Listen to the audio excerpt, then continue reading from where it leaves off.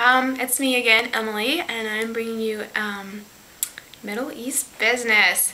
So I was looking up some stuff on news about the Middle East, like we should all be doing. And I actually found a good website, arabbusiness.com. So if you're interested in Middle East business, I would highly recommend it. And I found this really cool article about Qatar. I'm gonna apologize first because I'll probably call it Qatar and Qatar. My dad's been to the Middle East a lot in business, and apparently they call it Qatar there, so if I interchange it, it's the same place, no big deal.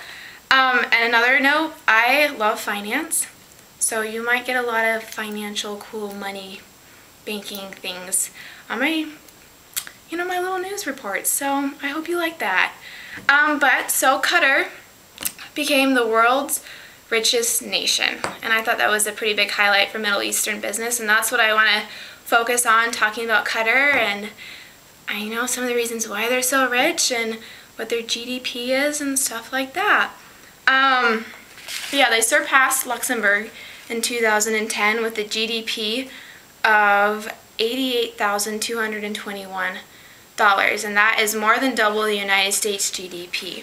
I wanted to give you guys a definition of GDP, or gross, just in case you didn't know, so I looked it up on Investopedia.com, and this is what they have to say. Their definition for gross domestic product per capita is a measure of the total output of a country that a measure of the total output of a country that takes the gross domestic product, GDP, and divides it by the number of people in the country. And you use that when comparing countries, one to each other, because it shows the relative performance of each country. And so if there's a rise, that means there's an economic growth.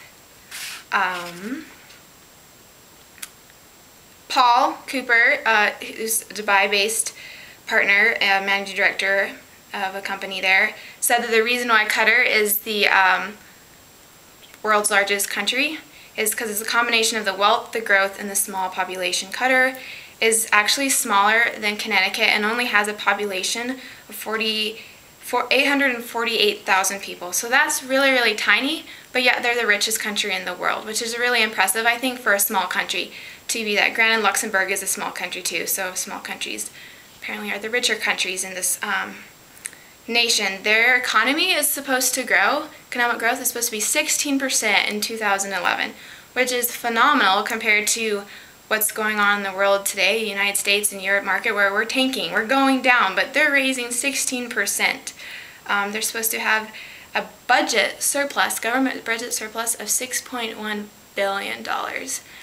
I think maybe we should start, looking more into Middle Eastern business for sure, and seeing how they're doing it and the governments, how they're running things, because they're doing it right. They have surplus and their economy is raising, whereas we're doing the exact opposite. Just some food for thought. Their largest producer of liquefied natural gas. They produce 77 million tons of it a year. Oil is obviously a big thing in the Middle East, and that's where they get their money from. And they're also one of the largest global investors through their sovereign wealth fund. They plan to spend $125 billion in the next 5 years on construction and energy projects. That is a lot of money. Another article I found, which was interesting, was that the government has raised the salary of all its employees by 60%. Can you imagine getting your salary raised by 60%? People here in America are getting their salaries reduced and laid over. And so that's just another food for thought. So I want to pose to you a question. My question is what do you think of this? How is it fair?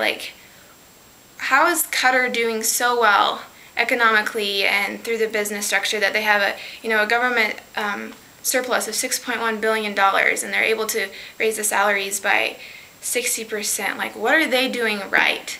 What do you think they're doing right? And what can we take it as American business people from their strategies to put into our business? So I would say just, post it online what you would think. Thanks.